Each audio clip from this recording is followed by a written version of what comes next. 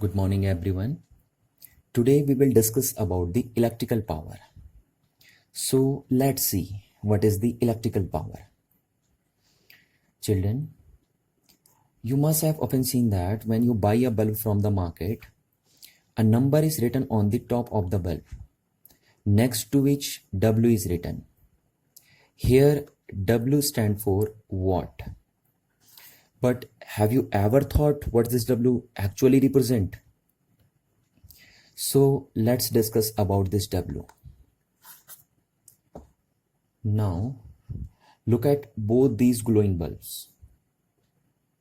And if I ask you which will be a 60 watt bulb and which will be a 100 watt bulb, so can you tell me which bulb is of 60 watt and which one is of 100 watt? Yes, based on the brightness of these two bulbs, you can easily tell me which bulb is of 60 watt and which bulb is of 100 watt. Since the brightness of this bulb, signing of this bulb is more, so it will be 100 watt.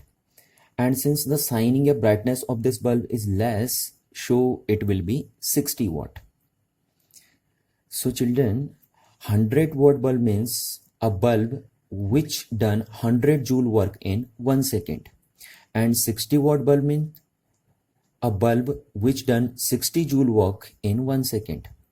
In another words, we can say a 100 watt bulb consume 100 joule energy in 1 second, while a 60 watt bulb consume 60 joule energy in 1 second.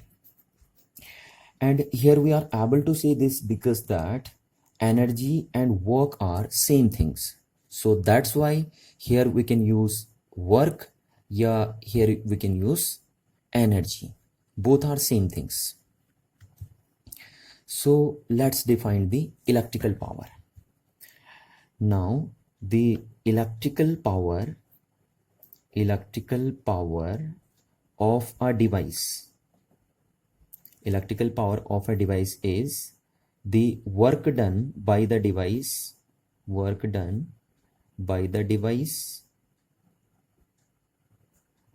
per unit time taken. So this is a formula of electrical power. Now if we represent the electrical power of a device by letter P and work done by a device is by a letter W and time taken is written by a letter T, so the formula of power is W upon T. So the power of any device is the work done on per unit time. The work done on a per unit time is known as electrical power. And in terms of energy, we can say electrical power is the energy consumed by a device on per unit time. So in terms of energy, we can write P is equals to E upon T, and in terms of work done, we can write P is equals to W upon T. Both will be correct because energy and works are same things. So here we can also write electrical power of a device is the energy consumed by the device in per unit time. So please remember these two formulas. Both are the definition of power.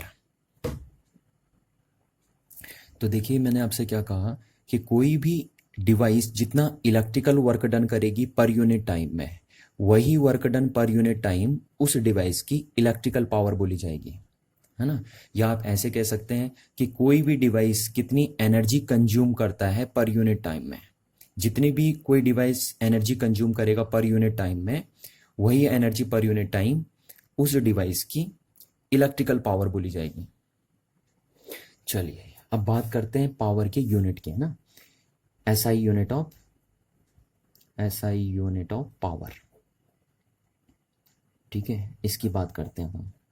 जैसे देखिए ना, आपको पता है मास की unit क्या होती है, किलोग्राम होती है, टाइम की यूनिट क्या होती है, सेकंड होती है। तो ऐसी पावर की क्या यूनिट होगी, आप जब पावर को मीज़र करोगे तो काय में मीज़र करोगे, है ना।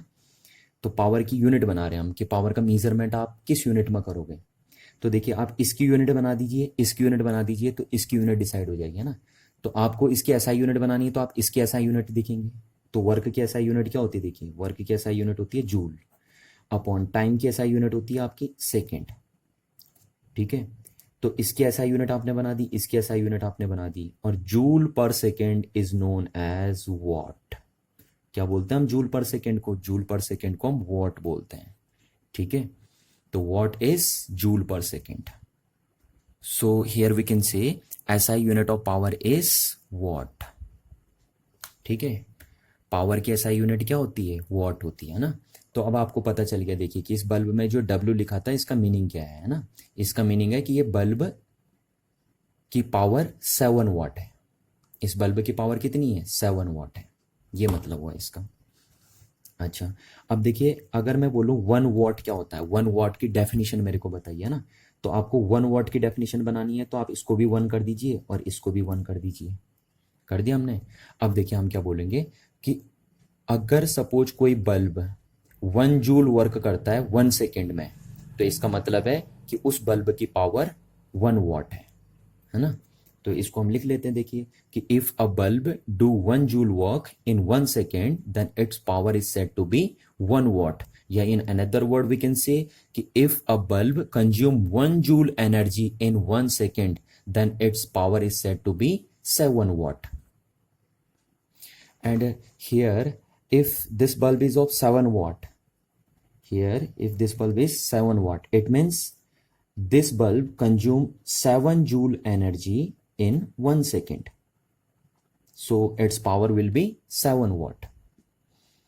तो आपको क्लियर हो जानी चाहिए बात, है ना, कि इस बल्ब का पावर 7 वाट का मतलब क्या है कि ये बल्ब 7 जूल एनर्जी स्पेंड कर रहा है 1 सेकेंड में, या 7 जूल एनर्जी कंज्यूम कर रहा है बल्ब 1 सेकेंड में, इसलिए इसकी पावर 7 वाट है। ठीक है ना। और वही बात हम यहाँ पे भी आपको बता रहे थे, देखिए हम बोल रहे थे अगर किसी बल्ब की पावर 60 वाट है तो इसका मतलब है कि वो बल्ब 60 जूल वर्क करेगा 1 सेकेंड में, है ना। 60 जूल वर्क करेगा 1 सेकेंड में। या हम ये भी बोल सकते थे कि 60 वाट बल्ब का मतलब होगा कि एक बल्ब 60 जूल एनर्जी कंज्यूम करेगा 1 सेकेंड में। ऐसी हमने यहाँ पे बताया था आपको। 100 वाट बल्ब का मीनिंग होगा कि एक ऐसा बल्ब जो 100 जूल वर्क कर रहा है 1 सेकेंड में। जैसे सपोज अगर ये बल्ब 100 वाट का होता तो इसका मीनिंग है कि ये बल्ब 100 जूल वर्क कर रहा है 1 सेकेंड में। और अगर मैं बोल दूं ये बल्ब 200 वाट का है तो इसका मतलब ये बल्ब 200 जूल वर्क कर रहा है 1 सेकेंड में। ठीक है, तो आई होप आपको इतनी बात क्लियर हो जानी चाहिए। Now let's discuss the some bigger units of power, some bigger units of power. अब देखिए हम कुछ पावर की बड़ी यूनिट भी पढ़ते हैं ना। कभी कभी क्या होता है ना, वॉट छोटी यूनिट पड़ जाती है, पावर को मेजर करने के लिए वॉट छोटी यूनिट पड़ जाती है कभी कभी हमारे पास, है ना। तो हम पावर की कुछ बड़ी यूनिट भी यूज करते हैं फिर। तो the bigger unit of power is kilo watt, kilo watt. And 1 kilo watt is equivalent to 1000 watt. ठीक है, किलो स्टैंड फॉर 1000, तो 1 kilo watt is equivalent to 1000 watt. And another bigger unit of power is 1 megawatt, megawatt. And 1 megawatt is equivalent to 10 raised power 6 watt, because mega stand for 10 raised power 6. So that's why we can say 1 megawatt is equals to 10 raised power 6 watt. चलिए देखिए, तो ये आपको पता होनी चाहिए ना, ये बिगर यूनिट ऑफ पावर भी आपको पता होनी चाहिए कि कौन कौन सी बिगर यूनिट होती है पावर की, किलोवाट और मेगावाट। और 1 किलोवाट में 1000 वाट होते हैं आपके, और 1 मेगावाट में 10 पावर 6 वाट होते हैं। देखिए जैसे मैं आपको ये दिखाता हूँ ना, ये देखिए आप बिजली का बिल होता है ये आपका ना, इलेक्ट्रिसिटी बिल है आपका। तो आप देखना आपके घर में जो इलेक्ट्रिसिटी का बिल आता है वहाँ पे ये लिखा रहता है, देखिए एक सामने ये 2 किलो वाट लिखा है, यहाँ पे लिखा है, ऐसे लिखा है, देखिए यहाँ पे 2 किलो वाट। इसका मीनिंग ये है कि हमारे घर में जो इलेक्ट्रिकल पावर आ रही है वो 2 किलोवाट की आ रही है। ये अगर आपके घर में बिजली के बिल में ये लिखा है ना इलेक्ट्रिसिटी बिल में, तो इसका मतलब होगा कि आपके घर में 2 किलोवाट इलेक्ट्रिकल पावर आ रही है। तो ये हो गया हमारे पास 2 kilowatt means 2 × kilo stand for 10⁻³ वाट, यानी इतनी इलेक्ट्रिकल पावर आ रही है हमारे घर में। ठीक। अच्छा, अब इसको देखो, मैं ऐसे भी बोल सकता हूँ कि 2 × 10⁻³ जूल डिवाइडेड बाई 1 सेकेंड। ठीक है, 2 किलोवाट का मीनिंग इतना हो गया, और इसको हम ऐसे लिख सकते हैं। तो मैं ये कह सकता हूं कि हमारे घर में 2 × 10⁻³ जूल एनर्जी कंज्यूम हो सकती है पर सेकेंड में। इतनी एनर्जी हम कंज्यूम कर सकते हैं पर सेकेंड में। ठीक है ना। तो यहां पे आपने देखा कि कैसे, देखिए हमने बिगर यूनिट यूज करी है पावर की, है ना। नहीं तो पावर की यूनिट तो वॉट होती है जनरली, पर यहाँ पे हमने क्या कर दी, बिगर यूनिट यूज कर दी। तो इस तरीके से कभी बिगर यूनिट यूज की जाती है पावर को मेजर करने के लिए, कभी स्मॉलर यूनिट यूज की जाती है। चलिए अब बात करते हैं प्रैक्टिकल, कुछ और प्रैक्टिकल यूनिट्स की, है ना। तो practical unit of power, power की देखिए प्रैक्टिकल यूनिट है। रियल लाइफ में हम पावर की ज़्यादातर यही यूनिट यूज़ करते हैं, जिसको हम बोलते हैं हॉर्स पावर। ठीक है, ये पावर की प्रैक्टिकल यूनिट होती है। अगर आपसे कोई पूछे कि what is the practical unit of a power, तो आप आंसर दीजिए horse power. And 1 horse power is equivalent to 746 watt. How many watts in 1 horse power? 746 watt. And shortcut में हम इसको ऐसे लिख देते हैं, देखिए 1 HP। 1 HP means 1 horse power, and 1 horse power is equivalent to 746 watt. देखिए आपने सुना भी होगा, जैसे आप अपनी मम्मी या पापा से पूछना कि हमारी जो पानी की मोटर है वो कितने HP की है, तो वो कहते हैं 1 HP की है, हाफ HP की है, या 2 HP की है। तो वो समझ रहे हो ना आप क्या बता रहे हैं आपको, वो आपके मोटर की पावर आपको बता रहे हैं। 1 HP की मोटर अगर आपकी है तो इसका मतलब आपकी मोटर की पावर 746 वाट है। ठीक है, और अगर आपकी मोटर हाफ HP की है तो इसका मतलब आपकी मोटर की पावर 746 डिवाइडेड बाई 2 वाट है। चलिए, तो उम्मीद है आप इस यूनिट को भी रिमेंबर रखेंगे, है ना। पावर की ये यूनिट आप भूलेंगे नहीं, बहुत इंपॉर्टेंट यूनिट है ये पावर की, प्रैक्टिकल यूनिट ऑफ पावर हम जिसे बोलते हैं हॉर्स पावर। अच्छा, अब देखिए पावर का फॉर्मूला क्या था हमारे पास, पावर का फॉर्मूला था work done on a per unit time, या energy consumed in per unit time. एक ही बात है ना, वर्क बोल दीजिए, एनर्जी बोल दीजिए, बात एक है। चलिए अब कुछ अदर फॉर्मूले भी बनाते हैं हम पावर के, ना। तो some other formulas of power, some other formulas of power, कुछ और फॉर्मूले हम बनाते हैं। देखिए पावर के, पावर का यही फॉर्मूला नहीं होता, ये तो कॉमन फॉर्मूला होता है पावर का। जब आपसे कोई पूछे ना कॉमन फॉर्मूला ऑफ पावर बताइए, तो ये आपको बताना है। अदरवाइज पावर के और भी बहुत सारे फॉर्मूले होते हैं। ये तो आपने 9th क्लास में भी पढ़ा होगा, देखिए ना, वहां पे आप इसको मैकेनिकल पावर बोलते हैं बस।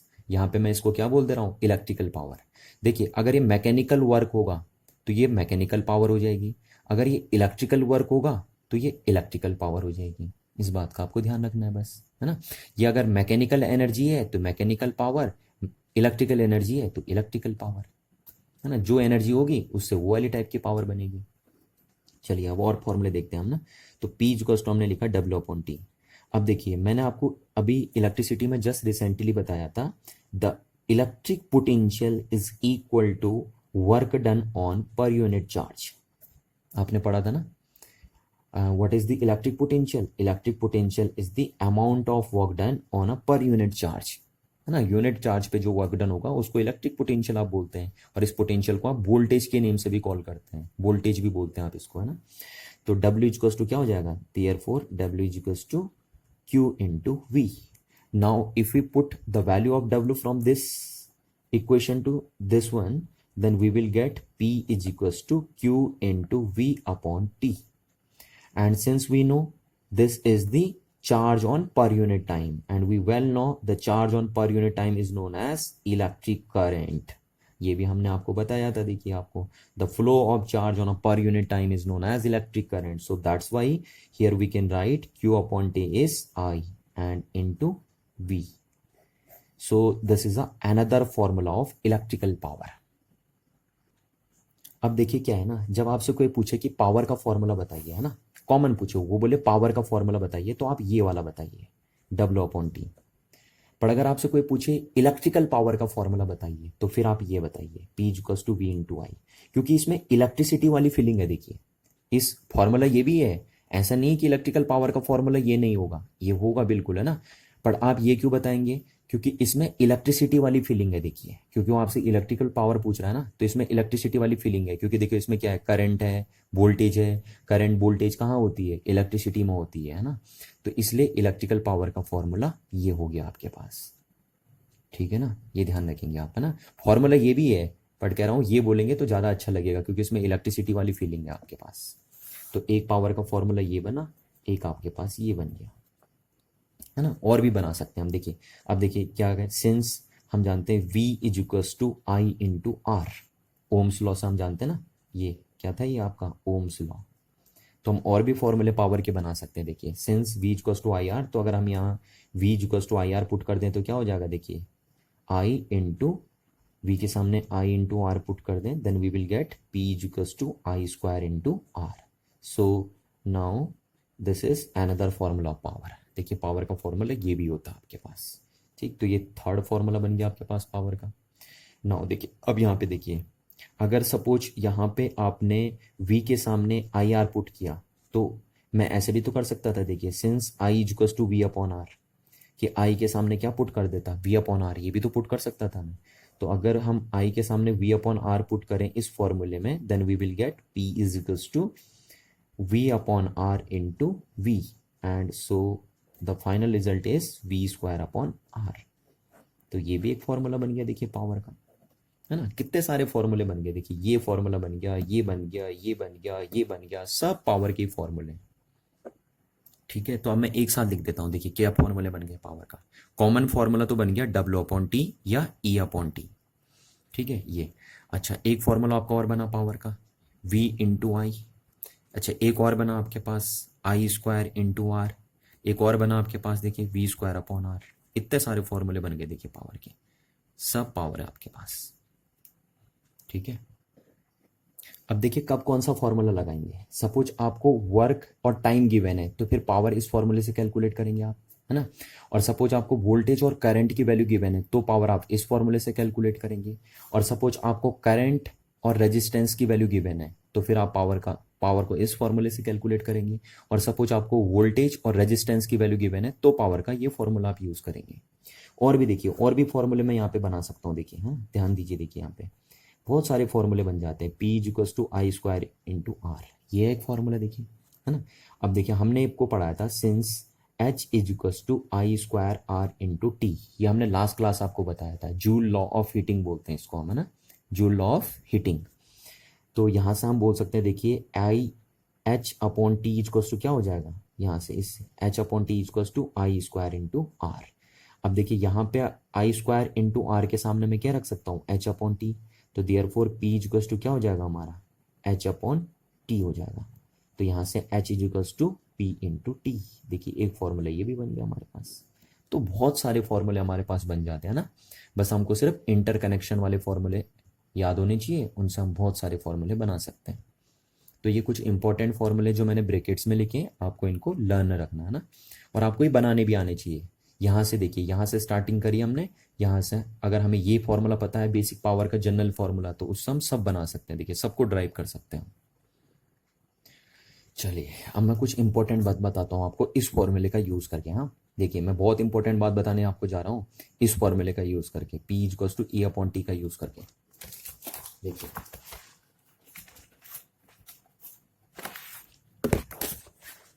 हमारे पास क्या है ना, देखिए हमारे पास ये फॉर्मूला है P=E/T। This E is known as electrical energy. If it is electrical energy, then we can say it is electrical power. And if it is mechanical energy, then it will be mechanical power. तो ये formula है। अब यहाँ से हम बोल सकते हैं कि इलेक्ट्रिकल एनर्जी, देखिए electrical energy is equal to power into time, है ना, पावर इनटू टाइम। अब इलेक्ट्रिकल एनर्जी है तो इसको हम इलेक्ट्रिकल पावर बोलेंगे। तो इलेक्ट्रिकल पावर को टाइम से मल्टीप्लाई कर दीजिए, तो इलेक्ट्रिकल एनर्जी निकल के आ जाएगी आपके पास, ठीक है। ये फॉर्मूला आपके पास। अच्छा अब जनरली देखिए पावर का फॉर्मूला क्या होता है, पावर की यूनिट क्या होती है, पावर की यूनिट होती है वॉट। अभी अभी मैंने आपको बताया था पावर की यूनिट वॉट होती है। इनटू टाइम की यूनिट क्या होती है आपके पास, सेकंड, है ना।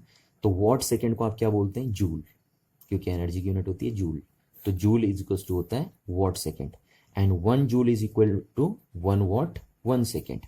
1 जूल किसके बराबर होता है, 1 वॉट 1 सेकंड की इक्विवेलेंट होता है। ठीक है। अच्छा अब देखिए ध्यान रखिए जरा, हाँ, जूल क्या है, जूल इलेक्ट्रिकल एनर्जी की एसआई यूनिट है। क्या है जूल, इलेक्ट्रिकल एनर्जी की एसआई यूनिट है। अच्छा अब जूल जो होता है ना वो थोड़ा छोटी यूनिट होती है। जैसे आपने देखा होगा मास की बड़ी यूनिट क्या होती है, टन। उससे छोटी यूनिट क्या होती है, किलोग्राम। उससे छोटी यूनिट क्या होती है, ग्राम। उससे छोटी यूनिट क्या होती है, मिलीग्राम। तो मिलीग्राम जो है वो मास की छोटी यूनिट है ना। तो इसी तरीके से जूल जो है वो भी मास, वो भी एनर्जी की थोड़ा छोटी यूनिट है। तो अगर थोड़ा हमें बड़ी यूनिट बनानी है, हमें एनर्जी की बड़ी यूनिट बनानी है, तो हम क्या करें देखिए। तो हम इसको अगर बड़ा कर दें, इसको बड़ा कर दें, तो इसकी ये बड़ी हो जाएगी यूनिट, है ना। तो हम इसको बड़ा करते हैं, देखिए इसको बड़ा करके देते हैं। तो हमने यहाँ पे क्या कर दिया, 1000 वॉट रख दिया। ठीक है, इसको बढ़ा दिया हमने, 1000 वॉट कर दिया, 1 वॉट के सामने 1000 वॉट कर दिया। और 1 सेकेंड को बढ़ाकर, 1 सेकेंड को इंक्रीज करके मैंने आर कर दिया, 1 आर। ठीक, तो इसको भी मैंने इंक्रीज कर दिया, इसको भी इंक्रीज कर दिया। तो अब जो आएगा देखिए क्या आएगा, उसको हम क्या बोलेंगे, देखिए ये क्या हो गया, किलो। 1000 मीन्स किलो, और ये क्या हो गया, आर, है ना। तो हम इसको बोलेंगे 1 किलो। ये किलो हो गया आपका, ये हो गया आपका वॉट, और ये हो गया आपका आर, 1 किलो वाट आर। तो 1 kilo watt hour is equal to 1000 watt into 1 hour, and 1 kilo watt hour is the biggest unit, biggest unit of electrical energy. Electrical energy, देखिए एनर्जी की तो यूनिट है ये तो पावर की unit है ना। ये पावर की बड़ी यूनिट बना दी हमने, देखिए पावर की छोटी यूनिट थी तो हमने पावर की बड़ी यूनिट कर दी। ये टाइम की छोटी यूनिट थी तो हमने टाइम की बड़ी यूनिट कर दी।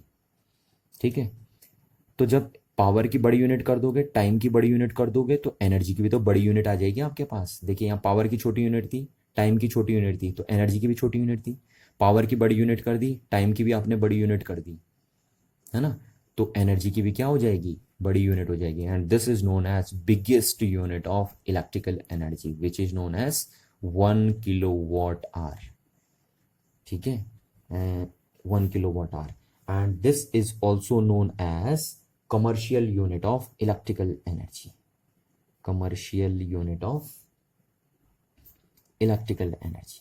ठीक है, इलेक्ट्रिकल एनर्जी की ये कमर्शियल यूनिट होती है, ध्यान रखना इस बात का। Commercial unit of electrical energy हम इसलिए बोल रहे हैं क्योंकि कमर्शियल पर्पज से अगर हम बात करें तो एनर्जी इसी में मीजर की जाती है, देखिए इसी यूनिट में मीजर की जाती है इलेक्ट्रिकल एनर्जी कमर्शियल पर्पज के हिसाब से। ठीक है ना, कभी भी अगर आपको कमर्शियल पर्पज से एनर्जी मीजर करनी हो तो आप जूल में मीजर नहीं करते।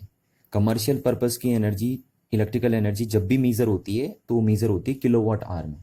जैसे देखिए मैं आपको बताता हूँ, आप अपने इलेक्ट्रिसिटी का बिल लीजिए देखिए, और उस इलेक्ट्रिसिटी के बिल में यहाँ ध्यान दीजिए, देखिए यहाँ पे आप, है ना, ये देखिए फोकस करिए जरा, तो यहाँ पे लिखा है देखिए आपका किलोवाट आवर, ये देखिए किलोवाट आवर लिखा है ना। तो ये क्या है, ये किलोवाट आवर क्या है, इलेक्ट्रिकल एनर्जी, है ना। ये देखिए यहाँ पे दिख रहा होगा आपको किलोवाट आवर। तो ये किलोवाट आवर जो है वो commercial unit of electrical energy है, या आप इसे biggest unit of electrical energy बोल सकते हैं। ठीक है, अच्छा अब और ध्यान दीजिए, 1 किलोवाट आवर को हम 1 यूनिट के नेम से भी कॉल करते हैं। ठीक है, 1 किलोवाट आवर को हम किस नाम से भी जानते हैं, 1 यूनिट ऑफ इलेक्ट्रिकल एनर्जी के नाम से भी जानते हैं, 1 यूनिट ऑफ इलेक्ट्रिकल एनर्जी। ठीक है, जैसे सपोज कभी 1 किलोवाट आवर एनर्जी आपने कंज्यूम कर दी, तो इसका मतलब है कि आपने 1 यूनिट इलेक्ट्रिकल एनर्जी कंज्यूम कर दी है। ठीक है, और इस 1 किलोवाट आवर को 1 यूनिट ऑफ इलेक्ट्रिकल एनर्जी इसलिए बोलते हैं ताकि जो थोड़ा वैसे लोग हों, मतलब जो फिजिक्स ना पढ़ते हों या थोड़ा रूरल एरिया के लोग हों, तो वो इतने बड़े वर्ड का यूज ना करके ये शॉर्टकट वर्ड यूज कर सकते हैं, इसलिए करा है बस ये सब, है ना। ये 1 किलोवाट आवर को 1 यूनिट ऑफ इलेक्ट्रिकल एनर्जी बोलने के पीछे पर्पस क्या है, ताकि जो रूरल पर्सन है या वैसे पर्सन है जो थोड़ा ज़्यादा लिटरेट नहीं है, वो इतना बड़ा टर्मिनोलॉजी यूज़ ना करके शॉर्टकट टर्मिनोलॉजी यूज़ कर सकते हैं। और ऐसा हमारे घरों में भी होता है। जैसे देखिए, हमारा बिजली का बिल जब आता है ना, तो हम कहते हैं कि हमने 267 यूनिट कंज्यूम कर ली है।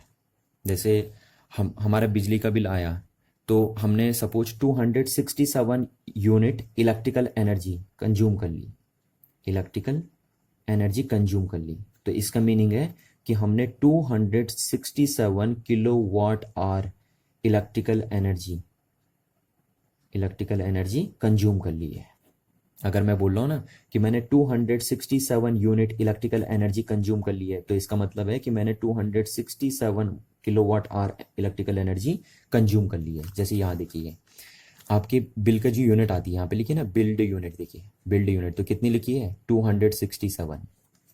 तो 267 का मीनिंग ये है कि हमने जो इलेक्ट्रिकल एनर्जी यूज़ करी है वो 267 यूनिट यूज़ करी है। कितनी यूनिट यूज़ करी है हमने? 267 यूनिट। और 267 यूनिट का मीनिंग होगा 267 किलोवाट आवर इलेक्ट्रिकल एनर्जी। तो आपको पता चल गया कि आपका जो इलेक्ट्रिसिटी बिल आता है वो इसी फॉर्म में आता है आपका, है ना, यूनिट के फॉर्म में आता है।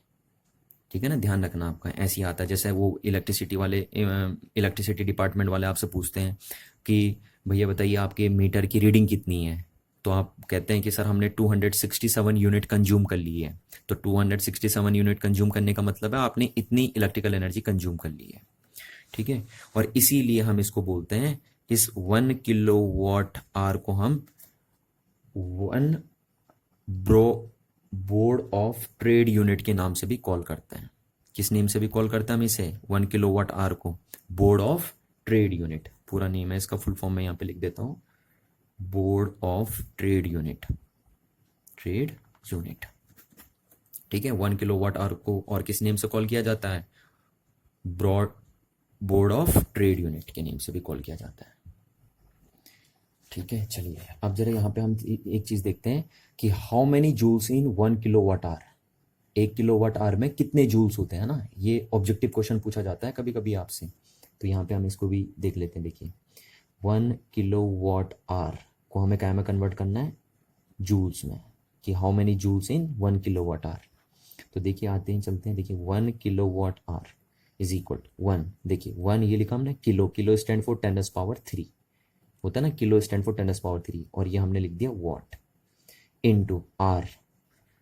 अगर आपको पता है आपको 1 किलोवाट आवर को जूल में कन्वर्ट करना है, तो आपको आर्स में आर्स को सेकंड में कन्वर्ट करना पड़ेगा। तो यहाँ पे हम सेकंड में कन्वर्ट करेंगे। देखिए आर को, तो 1 आवर में कितने सेकंड? 60 इंटू 60, इतने सेकंड हो जाएंगे आपके पास। तो ये सेकंड में कन्वर्ट हो गया। तो ये देखिए हमने किलो वाट को वाट में कन्वर्ट कर दिया और आर को सेकंड में कन्वर्ट कर दिया। ठीक है, तो ये हो गया हमारे पास 10⁻³ इंटू 6 इंटू 6 36 एंड 2 0, और ये हो गया आपका वॉट एंड ये हो गया आपका सेकंड। ठीक है, तो ये हो गया 10⁻³ इंटू 3.6 इंटू 10⁻³। इसको हम ऐसे लिख सकते हैं, देखिए है ना, 3600 को हम कैसे लिख सकते हैं? 3.6 इंटू 10⁻³ वॉट सेकेंड। ठीक है, अब देखिए क्या हो गया, 3.6 इंटू 10⁻³ इंटू 10⁻³ कितना हो गया? 10⁻6 watt second. And you well know watt second is known as joule, so that's why we can say 3.6 multiplied 10⁻6 and watt second is known as joule. So here we can write joule. So therefore 1 kilowatt hour is equal to 3.6 multiplied 10⁻6 joule. चलिए, तो I hope आपको यहाँ तक इतनी बात समझ में आ गई होगी, है ना। चलिए अब मैं आपको एक एग्जाम्पल के थ्रू समझाता हूँ कि आपका जो इलेक्ट्रिसिटी बिल होता है वो किस तरीके से कैलकुलेट किया जाता है ना, आपको ये भी आना चाहिए। तो मैं वीडियो पॉज करके पहले एक एग्जाम्पल लिख देता हूँ और उस एग्जाम्पल के थ्रू मैं फिर आपको समझाऊंगा कि कैसे आपके इलेक्ट्रिसिटी का बिल कैलकुलेट किया जाता है। चलिए इस एग्जाम्पल के थ्रू समझते हैं कि हमारा इलेक्ट्रिसिटी का बिल किस तरीके से कैलकुलेट किया जाता है ना। तो एग्जाम्पल को समझने से पहले देखिए मैं आपको दोबारा रिकॉल कर दूँ कि 1 kWh electrical energy means 1 unit of electrical energy. ठीक है, ये बात आपको दिमाग में बिठा के रखनी है, क्योंकि इसी के बेस पे आपका इलेक्ट्रिसिटी बिल प्रिपेयर्ड होता है। चलिए देखिए, है ना, क्या है एग्जाम्पल हमारे पास। Suppose electrical appliances of house have consume 100 kWh electrical energy in a month. आपके घर में बहुत सारे इलेक्ट्रिकल अप्लायंस होते हैं ना, जैसे रेफ्रिजरेटर हो गया, आयरन हो गया, गीज़र हो गया, ऐसे बहुत सारे इलेक्ट्रिकल अप्लायंस आपके घर में होते हैं। तो जितने भी इलेक्ट्रिकल अप्लायंस आपके घर में थे उन्होंने कंज्यूम कर दी 100 kW electrical energy in a month. एक मंथ में 100 kW इलेक्ट्रिकल एनर्जी उन्होंने कंज्यूम कर दी। तो 100 kWh इलेक्ट्रिकल एनर्जी कंज्यूम करने का मतलब है कि 100 यूनिट इलेक्ट्रिकल एनर्जी कंज्यूम कर दी आपके जितने भी अप्लायंस थे उन्होंने 1 मंथ में। ठीक है, ये देखिए 100 kWh is equal to means 100 unit of electrical energy, because 1 kWh is equal to 1 unit, that's why 100 kWh electrical energy means 100 unit of electrical energy. तो आपके जितने अप्लायंस थे उन्होंने 100 यूनिट इलेक्ट्रिकल एनर्जी कंज्यूम कर दिए 1 मंथ में। अच्छा, the cost of unit is 3 rupees. एक यूनिट का जो कॉस्ट है वो है 3 rupees. Then the total bill for a month is. ठीक है, तो आपको पता आपने टोटल मंथ में कितनी यूनिट कंज्यूम करी है, 100 यूनिट, और 1 यूनिट का कॉस्ट कितना है, 3। तो टोटल बिल जो आएगा मंथ का वो कितना आएगा, 3 × 100 यानी 300 RS आएगा ही नहीं आएगा, यही तो होगा, क्योंकि एक यूनिट का कॉस्ट कितना था, 3 रुपीज, और टोटल कितनी यूनिट आपने कंज्यूम करी है, 100। तो टोटल बिल जो आएगा मंथ का वो कितना आ जाएगा, 300 RS। ठीक है ना, तो आपको ध्यान रखना है कि आपका जो इलेक्ट्रिसिटी का बिल प्रिपेयर किया जाता है या कैलकुलेट किया जाता है वो इसके थ्रू किया जाता है। देखिए ये कन्वर्जन यूनिट ही है ना, मेन चीज़ ये है, क्योंकि वो आपको कॉस्ट यूनिट के हिसाब से बताएंगे, वो kWh के हिसाब से आपको कॉस्ट नहीं बताएंगे इलेक्ट्रिसिटी की, वो बताएंगे कि इतने रुपए यूनिट है। ठीक है, तो आपको इसलिए ध्यान रखना है कि आपको पहले kWh को यूनिट में कन्वर्ट करना आ जाना चाहिए, क्योंकि आपका इलेक्ट्रिसिटी का बिल kWh के हिसाब से प्रिपेयर नहीं होता, यूनिट के हिसाब से प्रिपेयर होता है। चलिए देखिए, अब कुछ न्यूमेरिकल देखते हैं ना, जो अभी हमने पावर का कंसेप्ट पढ़ा है उसी से रिलेटेड कुछ न्यूमेरिकल हम देखते हैं। तो देखिए, न्यूमेरिकल लगाने के लिए मैं पहले आपको सबसे बढ़िया तरीका बता देता हूँ कि आप सारे फॉर्मूले लिख दीजिए पहले पावर के, जितने भी फॉर्मूले हैं ना। अगर आपको सारे फॉर्मूले कन्वर्ट करने आते हैं one form to another form, तो फिर न्यूमेरिकल, पावर से रिलेटेड न्यूमेरिकल लगाने आपके लिए बहुत ही आसान हो जाएगा। देखिए, जैसे मैंने आपको बताया था पावर के बहुत सारे फॉर्मूले होते हैं। देखिए W/T है ना, दूसरा आपको बताया था पावर इक्वल्स टू V/I भी होता है, power equals to I² × R भी होता है, पावर इक्वल्स टू V²/R भी होता है आपका, और पावर इक्वल्स टू H/T भी होता है। ये सारे फॉर्मूले मैंने अभी आपको प्रूफ करके दिखाए थे, है ना। इससे स्टार्टिंग करी थी हमने, फिर इसको हमने इसमें कन्वर्ट किया था, फिर इसको इसमें कन्वर्ट किया था, फिर इसको इसमें कन्वर्ट किया था, और फिर इसको इसमें कन्वर्ट किया था। आपको ये कन्वर्ट करने आने चाहिए one form to another form, है ना। तो ये पावर के सारे फॉर्मूले हमने लिख दिए। अब अगर आपको ये सारे फॉर्मूले कन्वर्ट करने आते हैं या आपको ये रिमेंबर हैं, तो फिर पावर का कोई भी न्यूमेरिकल आप इजीली सॉल्व कर लेते हैं पावर से रिलेटेड। तो चलिए देखते हैं। देखिए, हमारा पहला क्वेश्चन क्या है, an electrical heater is rated eight 1500 what. ठीक है, तो आपका जो एक हीटर है उसकी जो पावर दी है आपकी, देखिए है ना, हमें कैसे पता चला ये पावर दी है, क्योंकि वॉट दिया है आगे से ना, तो वॉट किसकी यूनिट होती है, पावर की यूनिट होती है। तो यानी जो हमारा इलेक्ट्रिकल हीटर है उसकी पावर है 1500 वॉट। ठीक है, मैं इसको पूरा लिख देता हूँ, what. Calculate the heat produce per hour. तो आपको बताना है कि कितनी हीट प्रोड्यूस होगी इस हीटर में जब टाइम होगा 1 आवर का। यानी अगर 1 आवर तक आप इस हीटर को ऑन करके रखोगे तो इसमें कितनी हीट प्रोड्यूस हो जाएगी, हमें ये कैलकुलेट करना है। और हीटर की पावर कितनी है, 1500 वॉट। तो अब देखते हैं हम, देखिए हमें पावर गिवन है, टाइम गिवन है, और हमें हीट निकालनी है। तो देखिए हम कौन सा फॉर्मूले का यूज़ करेंगे, पावर गिवन है, हीट निकालनी है और टाइम हमें गिवन है, तो हम इस फॉर्मूले का यूज़ कर लेंगे। तो सिंस हम लिखेंगे P इक्वल्स टू H/T, तो देयरफॉर H इक्वल्स टू क्या हो जाएगा हमारा, P × T, है ना। तो H इक्वल्स टू क्या हो जाएगा, देखिए P, तो पावर कितनी दी है हमारे पास, 1500 वॉट। ठीक है, इनटू टाइम कितना दिया हमारे पास, देखिए टाइम दिया हमारे पास 1 आवर। ठीक है, पर देखिए आर जो होती है वो टाइम की एसआई यूनिट नहीं होती है ना, तो हमें पहले इसको एसआई यूनिट में कन्वर्ट करना पड़ेगा। टाइम की एसआई यूनिट होती है सेकेंड में, सेकेंड, तो इसको हमें पहले सेकेंड में कन्वर्ट करना पड़ेगा। तो 1 आर इजक्वल्स टू 3600 सेकेंड। तो इसलिए हम टाइम को यहाँ पे कितना रखेंगे, 3600 सेकेंड। ठीक है, और अगर आप इसको मल्टीप्लाई करेंगे तो ये आ जाएगा आपका अप्रोक्सीमेटली, मैं कैलकुलेट कर लेता हूँ, आप रफ वर्क में कर सकते हैं इसको ना। तो ये आ जाएगा आपका 5.4 मल्टीप्लाई 10⁻⁶ जूल। ठीक है, अभी जूल में आएगा देखिए, क्योंकि वॉट है और ये सेकंड है, तो watt second is known as joule. आप इसको और इसको मल्टीप्लाई कीजिए तो देखिए ये आएगा रिजल्ट। ठीक है, मैंने डायरेक्ट लिख दिया यहाँ पे। तो अगर 1500 वॉट का हीटर 1 आवर तक कंटिन्यूसली आप ऑन करके रखेंगे तो कितनी हीट प्रोड्यूस कर देगा, इतने जूल हीट प्रोड्यूस कर देगा, देखिए। ठीक है, चलिए अच्छा, अब देखिए हमारा सेकंड क्वेश्चन क्या है ना।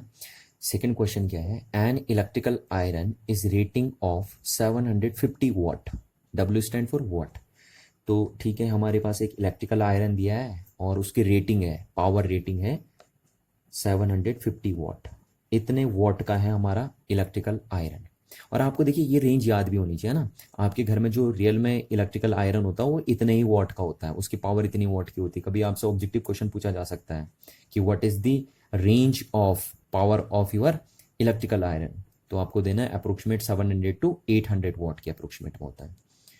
ये रियल में इतना ही अप्रोक्सीमेट होता है। ठीक है, तो आपका एक इलेक्ट्रिकल आयरन है, उसकी पावर इतनी गिवन आपको। अच्छा, and it is operated on 220 volt. ठीक है, तो ये ऑपरेट हो रखा है 220 वोल्ट पे। हमारे घरों में इतनी वोल्टेज आती है, ठीक है ना। और हमारे घर में वैसे भी आपको याद रखना है कि घर में जितने भी अप्लायंस होते हैं वो सब पैरेलली कनेक्ट होते हैं, और अगर सारे अप्लायंस पैरेलली कनेक्टेड हैं तो इसका मीनिंग सब में वोल्टेज की वैल्यू सेम होगी, क्योंकि आपको पता है पैरेलल में वोल्टेज सेम होती है। ठीक, तो हमारे घर में जो वोल्टेज आती है वो आती है 220 वोल्ट, इतनी वोल्टेज आती है हमारे घर में। और क्योंकि हमारे घर में सारे अप्लायंस पैरेलली कनेक्टेड हैं तो इसलिए जो इलेक्ट्रिकल आयरन होगी वो भी कितनी वोल्टेज पे ऑपरेट होगी, 220 वोल्ट पे ऑपरेट होगी। तो इतनी वोल्टेज पे ऑपरेट हो रही है आपकी इलेक्ट्रिकल आयरन, जिसकी पावर ये गिवन है। कैलकुलेट, अब आपको क्या कैलकुलेट करना है, देखिए करंट पासिंग थ्रू इट। तो पहला आपको निकालना है कि हमें करंट की वैल्यू निकालनी है, हमें देखना है कि इस आयरन में से कितनी इलेक्ट्रिकल करंट पास होके जा रही है। तो देखिए हमें क्या गिवन है, हमें P गिवन है एंड V गिवन है, और हमें I कैलकुलेट करना है ना। तो आपको ये फॉर्मूला यूज कर देना, देखिए P गिवन है, V गिवन है और I कैलकुलेट करना है, तो हम पावर का ये फॉर्मूला यूज कर देंगे। तो हम लिखेंगे since P equals to V into I. इसीलिए मैं कह रहा था आपको ये याद होने चाहिए सारे फॉर्मूले ना, क्योंकि इससे इंटर कन्वर्जन बड़ा आसान होगा। देखिए तो देयरफॉर I इक्वल्स टू हो जाएगा P अपॉन V।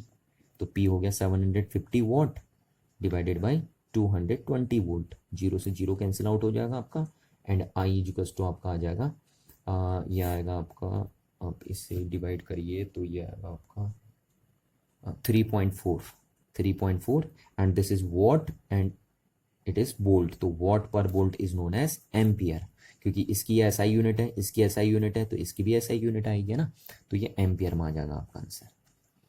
ठीक है, क्योंकि आपने सब एसआई यूनिट में रखा है तो आंसर भी एसआई में आएगा, एसआई यूनिट में आएगा। तो इतनी करंट पास होके जा रही है इस हीटर से, इस आयरन से। चलिए सेकेंड पार्ट हमें क्या कैलकुलेट करना, देखिए its resistance when in use. ठीक है, तो जब आयरन यूज हो रही है उस टाइम उसका रेजिस्टेंस कैलकुलेट करना है। आपको पता है आयरन किससे बनी होगी, वायर से बनी होगी, और वायर का क्या होता है अपना रेजिस्टेंस होता है ना। तो कह रहा है जब यूज हो रही है तो उस टाइम उस इलेक्ट्रिकल आयरन का रेजिस्टेंस कितना होगा। ठीक है, तो हमें बताना है कि आयरन का रेजिस्टेंस कितना है और जिस टाइम वो यूज हो रही है। क्योंकि आपने एक चीज पढ़ी होगी ना, मैंने आपको बताया था कि किसी भी वायर को अगर आप हीट अप करते हैं तो टेम्परेचर इंक्रीज होने से उसका रेजिस्टेंस क्या हो जाता है, इंक्रीज हो जाता है। आपको पता है वायर का टेम्परेचर इंक्रीज होने से उसका रेजिस्टेंस इंक्रीज हो जाएगा। तो वो इसीलिए आपसे पूछ रहा है कि जब आप हीटर को यूज कर, आयरन को यूज कर रहे हैं आप, तो आयरन को यूज करते समय उसका रेजिस्टेंस कितना होगा। क्योंकि जब आप आयरन को यूज नहीं करेंगे तो वो ठंडा होगा, और ठंडा होगा तो उस टाइम आयरन का रेजिस्टेंस कम होगा। पर जब आयरन यूज हो रही है तो उस टाइम आयरन का रेजिस्टेंस हाई होगा, क्योंकि उस टाइम टेम्परेचर उसका हाई होगा, है ना। तो यूज करते समय उसका रेजिस्टेंस कैलकुलेट करना है। ठीक है, तो रेजिस्टेंस कैलकुलेट करना है तो देखिए हमें क्या गिवन है, हमें पावर गिवन है, हमें वोल्टेज गिवन है, वैसा हमें करंट भी गिवन हो गई। अब एक तरीके से हमने करंट भी कैलकुलेट कर लिया है, तो अब हम कोई सा भी फॉर्मूला यूज़ कर सकते हैं। तो देखिए मैं ये वाला यूज़ कर लूँ या ये वाला यूज़ कर लूँ, तो मैं ये वाला यूज़ कर दे रहा हूँ, है ना। आप कोई सा भी यूज़ कर सकते हैं। तो हम लिखेंगे since P equals to V square upon R. अब हमें यहाँ से क्या कैलकुलेट करना है, आर, तो दियर फॉर आर इजकल्स टू हो जाएगा वी स्क्वायर अपॉन पी। तो आर इजकल्स टू हो जाएगा वी स्क्वायर, वी कितना दिया है देखिए 220 का square divided by P, P की वैल्यू कितनी दी है 750 वाट, और ये वोल्ट और ये वाट। ठीक है, तो अब अगर आप इसे सॉल्व करेंगे तो ये आ जाएगा आपका 220 इंटू 220 डिवाइडेड बाई 750, जीरो से जीरो कैंसिल आउट हो गया, और इसको अगर आप सॉल्व करेंगे तो ये आ रहा है आपका 64.7। ठीक है, और वोल्ट पर वॉट को क्या आप किस नेम से कॉल करते हैं, ओम, क्योंकि रेजिस्टेंस की ऐसा यूनिट क्या होती है, ओम होती है ना। तो ये हो जाएगा आपका आंसर। चलिए अब देखिए हमारे पास क्वेश्चन नंबर थर्ड है ना। क्वेश्चन नंबर थर्ड में क्या दिया हमें, two lamps, one rated 100 watt at 220 volt. पहला लैंप हमें दिया है ना, लैंप नंबर फर्स्ट, और उसकी पावर दी है 100 वॉट। ठीक है, तो लैंप नंबर फर्स्ट की पावर को हमने लिख दिया P1, और कितनी दी है वो 100 वॉट। और वो जो वोल्टेज ऑपरेट हो रही है, कितनी वोल्टेज पे ऑपरेट होगा, तो वोल्टेज ऑपरेशन है उसका 220 वोल्ट, है ना। तो पहला लैंप जो है उसकी पावर ये है, और वो इतनी वोल्टेज पे ऑपरेट हो रहा है। ठीक है, एंड अदर, सेकेंड बल्ब है हमारे पास 40 वॉट का, तो उसकी पावर को हमने लिख दिया P2, and P2 is 40 watt and at 220 volt, तो इसकी वोल्टेज रेटिंग है 220 वोल्ट। ठीक है, are connected parallel to 220 main supply. ठीक है, अच्छा अब ये दोनों लैंप एक पैरेलली कनेक्ट कर दिए हैं मेन सप्लाई के साथ। तो चलिए देखिए, एक लैंप को मैंने ऐसे बना दिया है ना, पहला लैंप ये हो गया हमारे पास, फर्स्ट लैंप कितने वॉट का है ये 100 वॉट का, और दूसरा लैंप ये हमारे पास, ये लैंप का रेजिस्टेंस दिखा रहा हूँ मैं, क्योंकि आपको पता है लैंप के पास रेजिस्टेंस भी होता है। लैंप मीन्स बल्ब है आपका, और बल्ब किससे बना होगा, वायर से बना होगा। तो ओबियसली अगर बल्ब वायर से बना होगा तो उसके पास रेजिस्टेंस भी होगा कुछ ना कुछ, तो इसलिए मैं ऐसे दिखा दे रहा हूँ। और ये हमारा 40 वॉट का बल्ब है। ठीक है, अच्छा इन दोनों को कनेक्ट किया पैरेलली, ये देखिए कह रहा है ना, they are connected parallelly to a 200 volt main supply. ठीक, तो दोनों को पैरेलली कनेक्ट कर दिया। आप देखिए ये ए पॉइंट्स एंड बी पॉइंट्स के बीच में ये दोनों बल्ब कैसे कनेक्टेड हैं, पैरेलली कनेक्टेड है। और जो सप्लाई दे रखी है इनको वो है 220 वोल्ट की, तो यहाँ से हमने जो सप्लाई दी है वो 220 वोल्ट की सप्लाई दे रखी है, यानी 220 वोल्ट की बैटरी लगा रखी है हमने इन दो पॉइंट्स के बीच में। तो इसका मतलब है इन दो पॉइंट्स के बीच जो पोटेंशियल डिफरेंस होगा वो 220 वोल्ट का हो जाएगा, क्योंकि आपने बैटरी इन दो पॉइंट्स के बीच बैटरी लगाई है ना, कितने वोल्ट की 220 वोल्ट की। तो इसका मीनिंग है कि इन दो पॉइंट्स के बीच जो पोटेंशियल डिफरेंस होगा वो 220 वोल्ट का हो जाएगा। क्लियर है बात। अच्छा अब क्या कह रहा है देखिए, calculate the current drawn from the supply line. ठीक है, तो ये जो बल्ब हैं ये कितनी करंट ड्रॉ करेंगे इस सप्लाई से, ये जो सप्लाई है ना आपकी, इससे कितनी करंट ये ड्रॉ करेंगे वो हमें कैलकुलेट करना है। तो सपोज हमने मान लिया कि आई करंट ड्रॉ करेंगे ये दोनों, है ना, ये जो दोनों बल्ब लगे पड़े हैं आपके पैरेलल में, ये सपोज आई करंट ड्रॉ करेंगे इस बल्ब से, तो इस आई की वैल्यू हमें फाइंड करनी है। चलिए तो माना मैंने यहाँ से आई करंट आई यहाँ तक, देखिए अब करंट पैरेलल में कनेक्टेड है तो आपको पता है करंट की वैल्यू डिफरेंट हो जाती है। तो माना मैंने यहाँ से यहाँ आई करंट आई, उसमें से I1 करंट यहाँ पास हो गई और I2 करंट यहाँ पास हो गई। ठीक है, तो इस बल्ब में कितनी करंट फ्लो हो रही है सपोज I2, और इस बल्ब में कितनी करंट फ्लो हो रही है सपोज I1 करंट फ्लो हो रही है। तो यानी हम कह सकते हैं कि जो I है वो I1 प्लस I2 का सम है। ठीक है ना, आई क्या है I1 प्लस I2 का सम है। तो अगर मैं I1 कैलकुलेट कर लूँ, I2 कैलकुलेट कर लूँ, तो मैं I कैलकुलेट कर सकता हूँ। और I क्या है, I वो करंट है जो ये दोनों बल्ब ड्रॉ कर रहे हैं सप्लाई लाइन से। ठीक है, तो अब हम I1 I2 कैलकुलेट कर लेते हैं तो हमें I मिल जाएगा। तो देखिए I1 इस बल्ब में कितनी करंट फ्लो होगी, देखिए हमें वो कैलकुलेट करना ना, I1 कैलकुलेट करना अब हमें, और फिर हम I2 कैलकुलेट करेंगे और वहाँ से हम I कैलकुलेट कर लेंगे। तो चलिए I1 इस बल्ब में कितनी करंट फ्लो हो रही है, I1 फ्लो हो रही है। अच्छा इस बल्ब का क्या गिवन है आपको, इस बल्ब की पावर आपको गिवन है देखिए, और इस बल्ब के अक्रॉस जो वोल्टेज है वो आपको गिवन है 220 वोल्ट लगा रखे ना। देखिए 220 वोल्ट यहाँ लगा रखी है, तो इसका मतलब है कि इस बल्ब के अक्रॉस भी पोटेंशियल डिफरेंस कितना है, 220 वोल्ट है। तो हमें इस बल्ब की पावर गिवन है 100 वॉट, इस बल्ब की वोल्टेज हमें गिवन है एक तरीके से 220 वोल्ट पे ऑपरेट हो रहा है ये बल्ब। तो इसमें करंट कितनी होगी, तो हमें पता है देखिए since P equals to V into I, तो P1 इक्वल्स टू क्या हो जाएगा V1 इंटू I1। तो यहाँ से आप I1 कैलकुलेट कर सकते हो, I1 इक्वल्स टू क्या हो जाएगा P1 अपॉन V1। तो I1 इक्वल्स टू हो जाएगा आपका P1 की वैल्यू कितनी है 100 वॉट, 100 वॉट का बल्ब है आपका ये, अपॉन V1 की वैल्यू है 220। ठीक है, 10 से 10 कैंसिल आउट हो गया, तो I1 की वैल्यू आ जाएगी आपके पास 0.45 एम्पियर। ये देखिए, तो यानी इस बल्ब में कितनी करंट फ्लो हो रही है, 0.45 एम्पियर की करंट फ्लो हो रही है। ठीक है, अच्छा अब सिमिलरली हम ऐसे निकालते हैं इस बल्ब में कितनी करंट फ्लो होगी। तो देखिए इस बल्ब की पावर कितनी दी है आपको 40 वॉट। ठीक है, इस बल्ब की वोल्टेज रेटिंग कितनी है, देखिए ये बल्ब भी इन दो पॉइंट्स के बीच कनेक्टेड है ना, तो इस बल्ब के अक्रॉस भी जो पोटेंशियल डिफरेंस होगा वो कितना होगा 220 वोल्ट का होगा। तो 220 वोल्ट पे ऑपरेट हो रहा है ये बल्ब भी, क्योंकि ये बल्ब भी इन दो पॉइंट्स के बीच कनेक्टेड है, जिन दो पॉइंट्स के बीच पोटेंशियल डिफरेंस 220 वोल्ट का है। तो इसलिए इस बल्ब के अक्रॉस भी पोटेंशियल डिफरेंस 220 वोल्ट का हो जाएगा, यानी ये इस बल्ब की ऑपरेटिंग वोल्टेज है।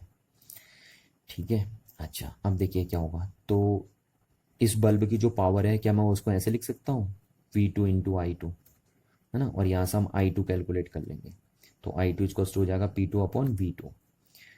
I2 इक्वल्स टू P2 की वैल्यू कितनी दी है देखिए 40 वॉट डिवाइडेड बाई 220 वोल्ट, 0 से 0 कैंसिल आउट हो गया, तो I2 इसको आप कैलकुलेट करेंगे तो ये आएगा आपका 0 पॉइंट, और डिवाइड कर लीजिए तो ये आ जाएगा 0.18 एम्पियर आपका।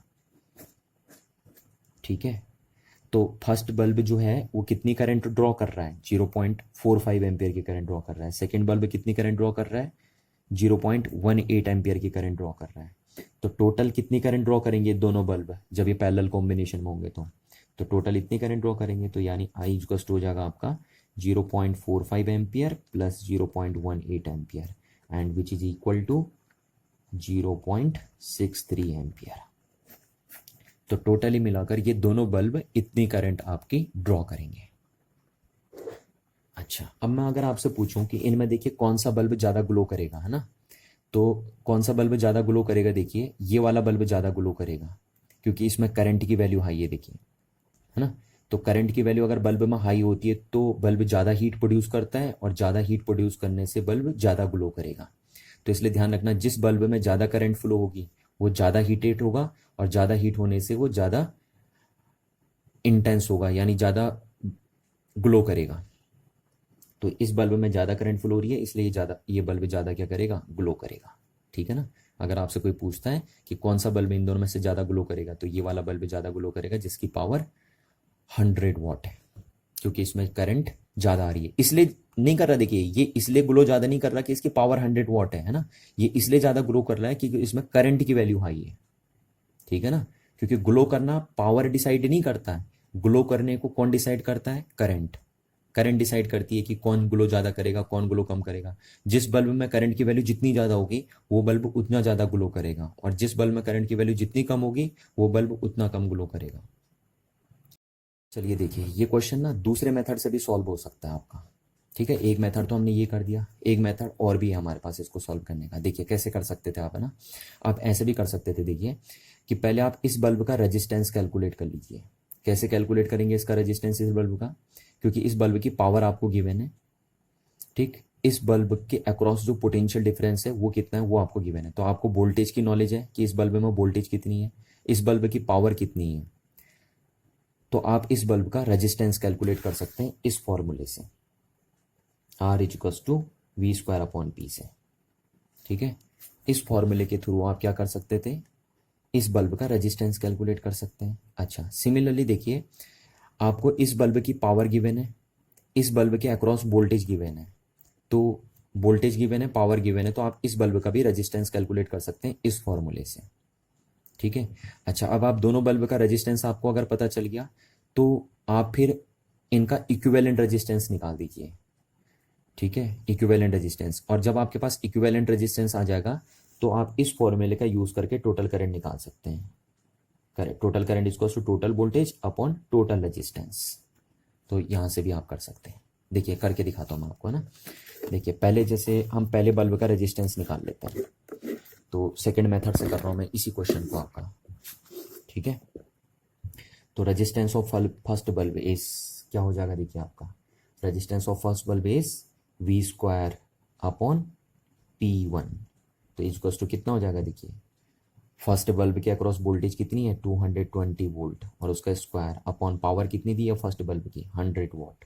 ठीक है, तो आप इसे सॉल्व करेंगे तो ये आ जाएगा आपका 220 इंटू 220 डिवाइडेड बाई 100। तो जीरो से जीरो कैंसिल आउट हो गया, और इसको अगर आप मल्टीप्लाई एंड डिवाइड करेंगे तो ये आ जाएगा आपका 484 ओम। ठीक है, तो इस बल्ब का जो रेजिस्टेंस आया वो कितना आ गया आपका 484 ओम आ गया। ऐसे ही आप इस बल्ब का रेजिस्टेंस कैलकुलेट करेंगे। देखिए तो सेकेंड बल्ब का रेजिस्टेंस कितना हो गया हमारे पास, हम यहाँ से निकाल सकते हैं। देखिए resistance of second bulb is V2 square upon P2 is equal to, तो सेकेंड बल्ब के अक्रॉस वोल्टेज कितनी है, वो भी तो 220 वोल्ट ही है, अपॉन पावर कितनी है सेकेंड बल्ब की 40 वॉट है। तो ये हो गया 220 इंटू 220 डिवाइडेड बाई 40, जीरो से जीरो कैंसिल आउट। तो इसको अगर आप सॉल्व करेंगे तो ये आएगा आपका 1210 ओम। ठीक है, इतना आ जाएगा।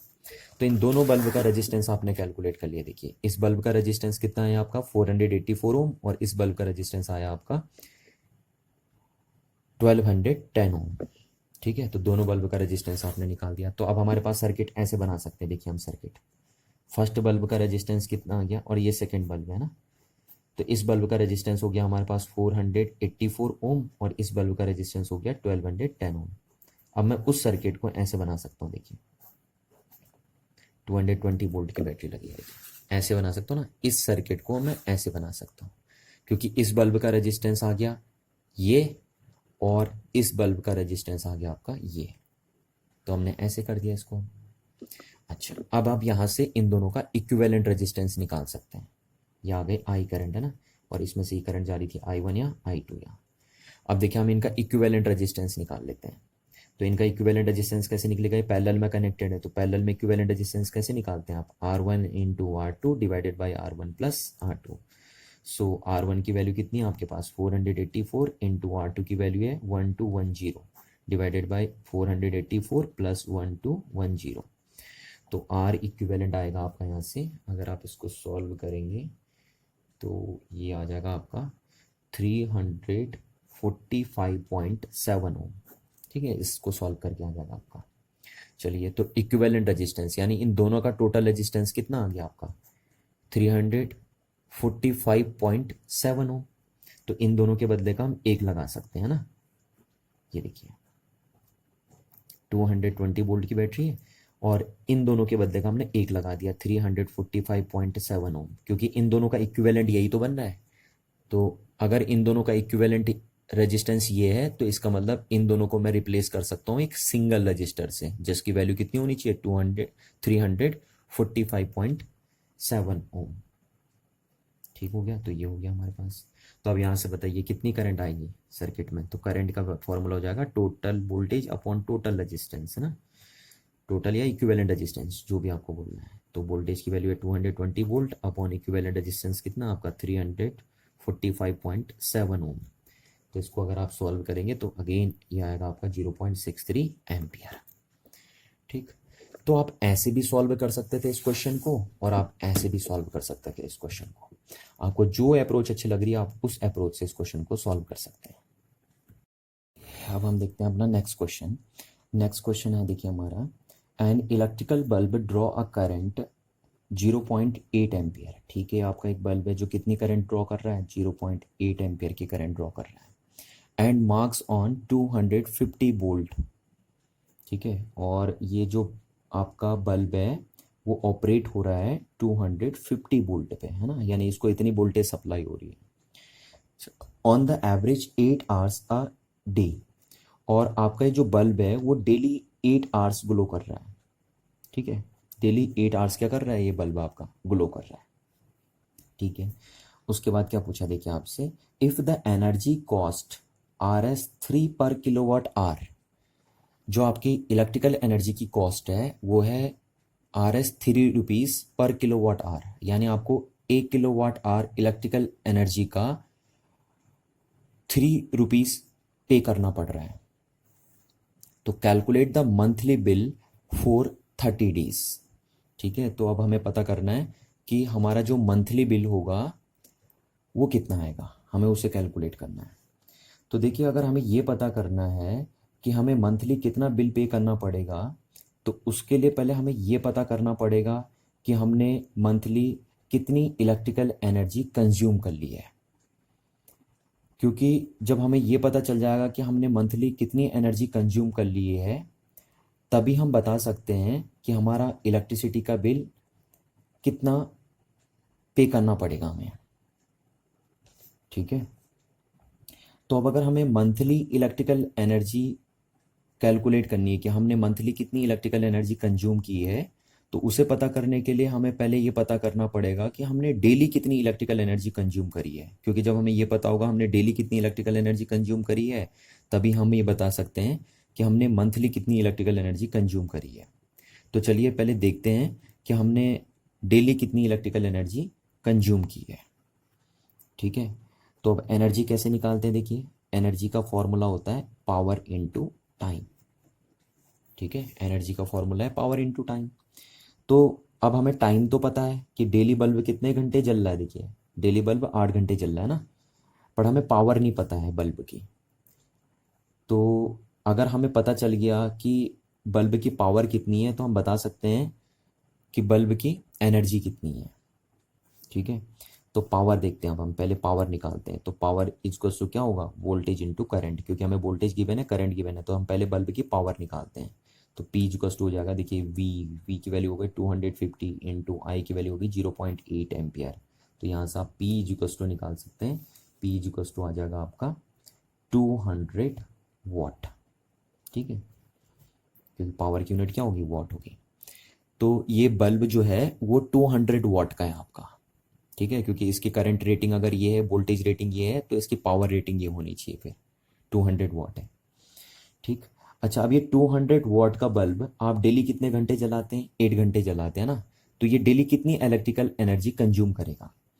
तो यहाँ से हम बोल सकते हैं therefore electrical energy consumed in per day, in a day, एक डे में कितनी इलेक्ट्रिकल एनर्जी कंज्यूम करेगा, देखिए तो ये है P इंटू टी, पावर कितनी है उसकी 200 वाट, इनटू डेली कितने घंटे आप उसे जला रहे हैं, देखिए डेली 8 आवर्स आप उसे जला रहे हैं ना, तो 8 आवर्स आपने यहाँ लिख दिया। तो ये आपका आ जाएगा 1600 वाट आर। और इसको अब अगर आप किलो वाट आर में कन्वर्ट करेंगे, क्योंकि हमें किलो वाट आर के हिसाब से दिया है ना, तो हम इसे किलो वाट आर में कन्वर्ट कर लेते हैं। ठीक है, तो हम इसे करेंगे 1.6 इंटू 10⁻³ वाट आर, और फिर 1.6 और 10⁻³ को आप क्या बोलते हैं, किलो, है ना, किलो, और ये हो गया आपका वाट आर। तो ये हो गया आपका, यानी electrical energy consumed in a day इतना हो गया। तो इसका मतलब है कि एक बल्ब जिसकी पावर 200 वाट है, अगर आप उसे डेली 8 आवर्स तक ग्लो करवाते हैं ना, डेली 8 आवर्स तक आप उसे जलाते हैं, तो वो कितनी इलेक्ट्रिकल एनर्जी कंज्यूम कर लेगा एक डे में, इतनी इलेक्ट्रिकल एनर्जी वो कंज्यूम कर लेगा एक डे में। और हमने यहाँ पे इलेक्ट्रिकल एनर्जी किलोवाट आवर में क्यों निकाली है, क्योंकि हमें जो कॉस्ट दी है इलेक्ट्रिकल एनर्जी की वो किलोवाट आवर्स में दी है, इसलिए हमने एनर्जी को किलोवाट आवर्स में ही निकाला। ठीक है, अच्छा अब हमें पता चल गया कि हम डेली कितनी इलेक्ट्रिकल एनर्जी कंज्यूम कर रहे हैं। तो अब हम बता सकते हैं कि हम मंथली कितनी कर रहे हैं, क्योंकि हमें मंथली के हिसाब से बिल पे करना है। तो देयरफॉर हम यहाँ से बता सकते हैं एनर्जी, इलेक्ट्रिकल एनर्जी कंज्यूम्ड इन 30 डेज, मंथली मतलब 30 डेज में। तो पर डे ये है, तो 30 डेज में कितना हो जाएगा, 30 इंटू 1.6 किलो वाट आवर। ठीक है, अब अगर आप मल्टीप्लाई करेंगे तो ये आ जाएगा आपका 36, 16 इंटू 30, 48 है ना, तो 48 किलो वाट आवर आ जाएगा आपका। यानी आप monthly 48 kilo watt hour electrical energy consume कर रहे हैं। ठीक है, तो कहने का ये मतलब हो गया कि अगर एक बल्ब है जिसकी पावर 200 वाट है, उसे अगर आप डेली 8 घंटे जलाएंगे तो 1 मंथ में आप कितनी इलेक्ट्रिकल एनर्जी कंज्यूम कर लेंगे? 48 kilowatt hour electrical energy consume कर लेंगे आप। अच्छा, अब देखिए क्या है, since cost of 1 kilowatt hour is equal to कितना है? RS 3 रुपीज़, है ना। 1 किलोवाट आवर इलेक्ट्रिकल एनर्जी का कॉस्ट कितना है? इतना है। तो आपने मंथ में कितनी यूज़ करी? 48 kilowatt hour electrical energy use करी आपने, तो आपको कितना बिल पे करना पड़ेगा मंथली? तो therefore cost of 48 kilowatt hour electrical energy is equal to हो जाएगा आपका 3 × 48, है ना। 1 किलोवाट आवर का कॉस्ट ये है, और आपने टोटल कितना kilowatt hour electrical energy consume करी है? इतने kilowatt hour, 48 kilowatt hour electrical energy consume करी है। तो इसलिए 48 किलोवाट आवर इलेक्ट्रिकल एनर्जी का कॉस्ट कितना हो जाएगा? 3 × 48, और ये आएगा आपका 3 × 48, तो ये हो जाएगा आपका 144 RS। ठीक है, ये आ जाएगा आपका। ठीक, तो आपने 1 मंथ में इतना इलेक्ट्रिकल एनर्जी कंज्यूम करी है, उसके लिए आपको कितना पे करना पड़ेगा? इतना पे करना पड़ेगा। तो देयरफॉर हम बोलेंगे 10 मंथली बिल इज 144 RS। ठीक है, तो आपको मंथली इतना बिल पे करना पड़ेगा, क्योंकि आपने 1 मंथ में कितनी इलेक्ट्रिकल एनर्जी कंज्यूम करी है? आपने 48 kilowatt hour electrical energy consume कर ली है 1 मंथ में, और 48 किलोवाट आवर इलेक्ट्रिकल एनर्जी अगर आप कंज्यूम करते हो 1 मंथ में, तो उसके लिए आपको कितना पे करना पड़ेगा? 144 RS पे करना पड़ेगा। इसलिए हमारा जो मंथली बिल होगा वो 144 का होगा। ठीक है, तो थैंक यू एवरीवन। और यहाँ पे आपका ये इलेक्ट्रिसिटी का चैप्टर भी एंड होता है ना। नेक्स्ट क्लास हम बात करेंगे नेक्स्ट चैप्टर की।